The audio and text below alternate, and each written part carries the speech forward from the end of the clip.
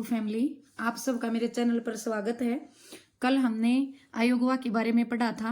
आज हम शब्द विचार के बारे में पढ़ेंगे। चलो शुरू करते हैं। शब्द विचार।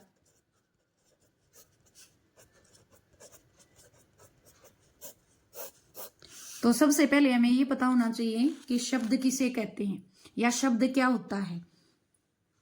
तो देखिए, शब्द की परिभाषा देखिए पहले कि शब्द किसे कहते हैं। वर्णों के मेल से बनी सार्थक इकाई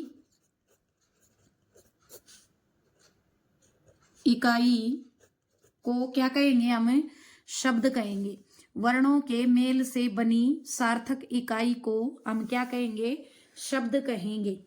उसके बाद आता है, या ये भी कह सकते हैं कि वर्णों के सार्थक ध्वनि समूह को शब्द कहते हैं, या बोल सकते हैं वर्णों की सार्थक ध्वनि समूह को शब्द कहते हैं। वर्णों की सार्थक ध्वनि समूह को क्या कहते हैं? शब्द कहते हैं। ठीक है, तो ये थी हमारी शब्द की परिभाषा। जैसे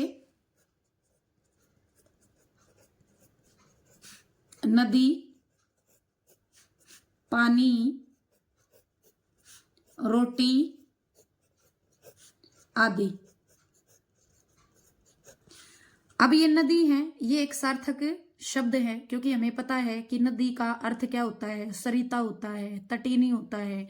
उसी तरह से पानी का भी एक अर्थ निकलता है कि ये पेय पदार्थ होता है, पीने के काम आता है। पानी बहुत सारे जो है बहुत सारी चीजों में प्रयोग किया जाता है। उसके बाद रोटी, जो एक खाद्य पदार्थ है जिसको हम खाते हैं। तो ये सभी क्या है? वो सार्थक शब्द हैं।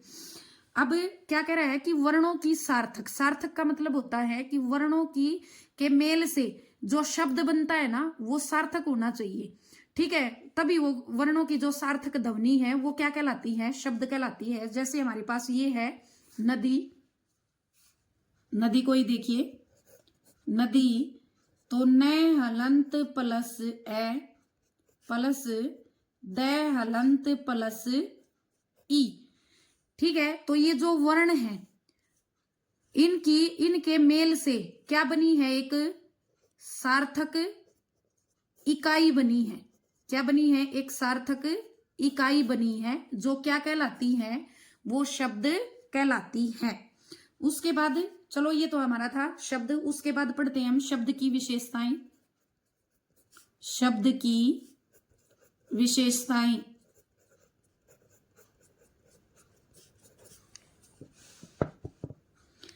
नंबर 1, शब्द की क्या क्या विशेषताएं होती हैं? सबसे पहले तो ये विशेषता है कि शब्द का कोई ना कोई अर्थ जो है वो क्या होता है? अवश्य निकलता है। शब्द का कोई ना कोई अर्थ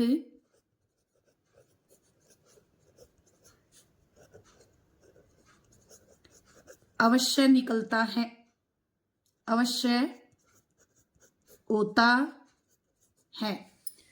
तो क्या है? शब्द की सबसे पहली विशेषता यह है कि शब्द का कोई ना कोई, ठीक है, कोई ना कोई अर्थ जो है वो क्या होता है? अवश्य निकलता है। उसके बाद है दूसरी विशेषता इसकी कि शब्दों के मेल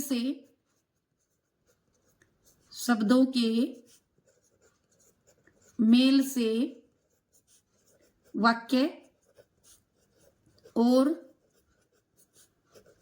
वाक्यों के मेल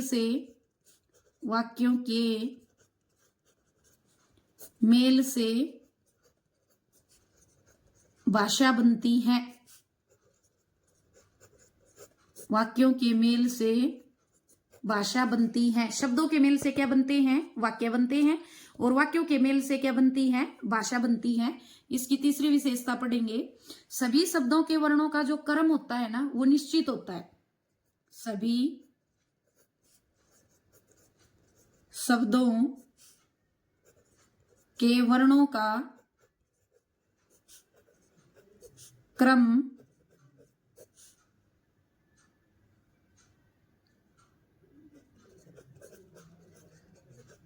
निश्चित होता है।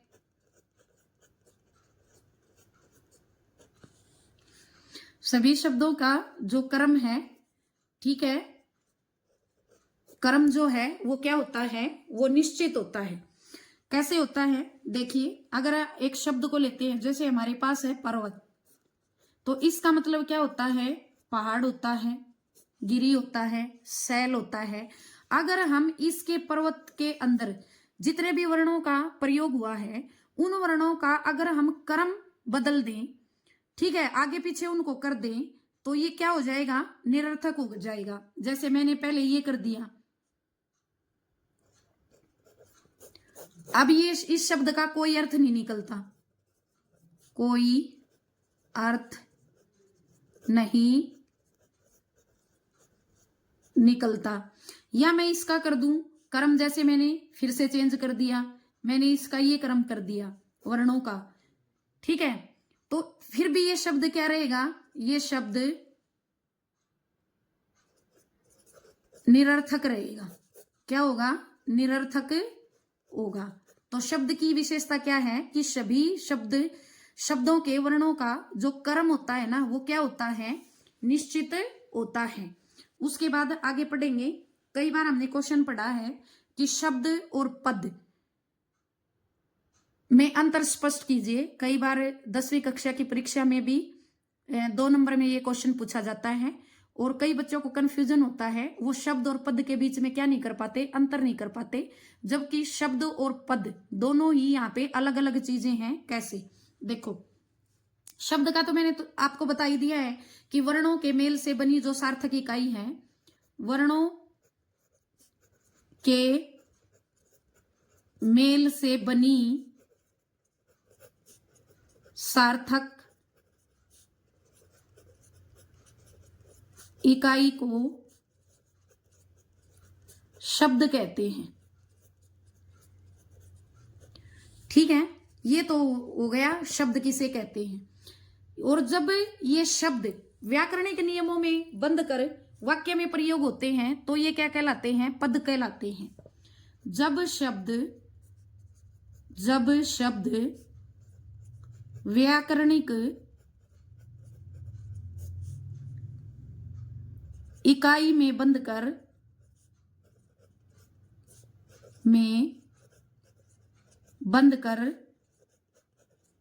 वाक्य में प्रयोग होते हैं, तब शब्द पद बन जाता है, पद बन जाता है, या तब उसको हम क्या कहेंगे, पद कहते हैं।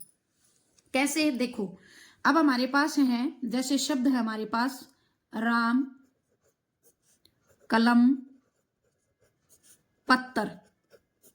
अब ये तीनों हमारे पास क्या हैं, शब्द हैं, तीनों क्या हैं, शब्द हैं। जब ये शब्द किसमें, जब ये शब्द लिंग, कारक, वचन के अंतर्गत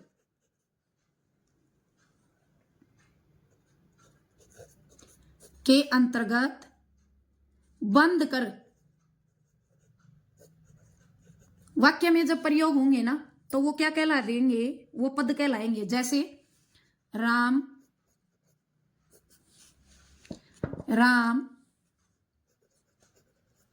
कलम से पत्थर लिखता है।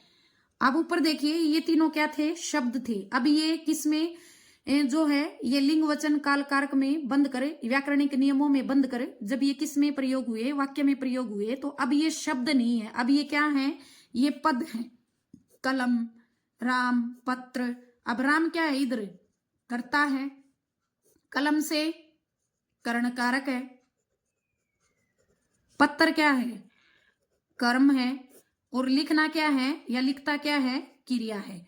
अब ये व्याकरण के नियमों में बंध गए हैं, इसलिए अब ये क्या है? राम, कलम, पत्थर। अब ये क्या है? ये पद हैं तीनों, न कि शब्द। तो मेरे ख्याल से आपको अच्छे से समझ में आ गया होगा।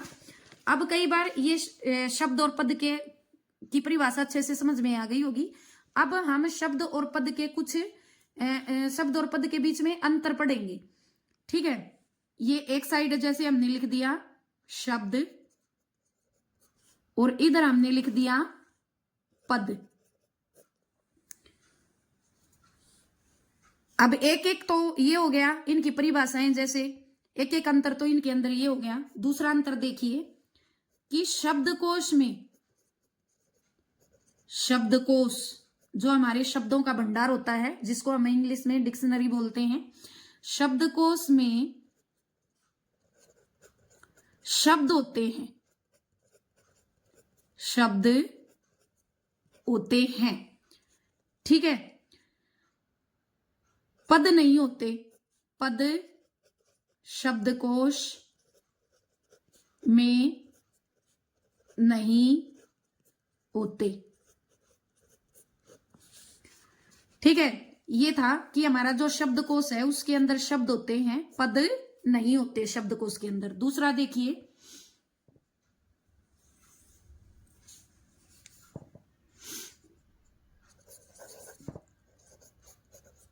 वाक्य और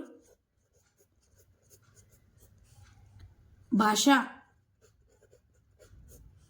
में शब्द नहीं होते, शब्द नहीं होते। ठीक है, क्या होते हैं? वाक्य और भाषा में, वाक्य और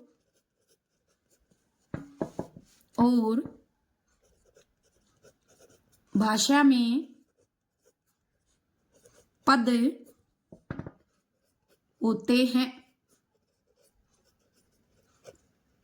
व्याकरण और भाषा में, सॉरी, वाक्य और भाषा में क्या होते हैं? पद होते हैं। पद कैसे होते हैं? जब वो शब्द व्याकरण के नियमों में बन जाते हैं, तो चाहे वो भाषा हो चाहे वो वाक्य हो, तो उसके अंदर वो शब्द क्या बन जाते हैं? पद बन जाते हैं। उसके बाद तीसरा जो है वो अंतर देखिए, शब्द स्वतंत्र होते हैं, शब्द स्वतंत्र होते हैं, पद स्वतंत्र नहीं होते। अब पद स्वतंत्र कैसे होते हैं? क्योंकि पदों के ऊपर व्याकरण के नियमों का बंधन नहीं होता, व्याकरण के नियमों का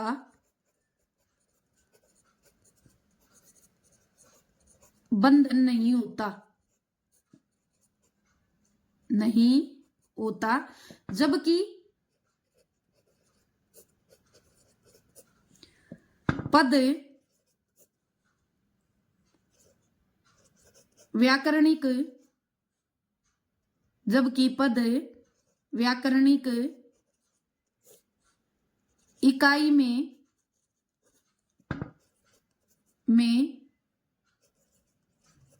बंधे होते हैं,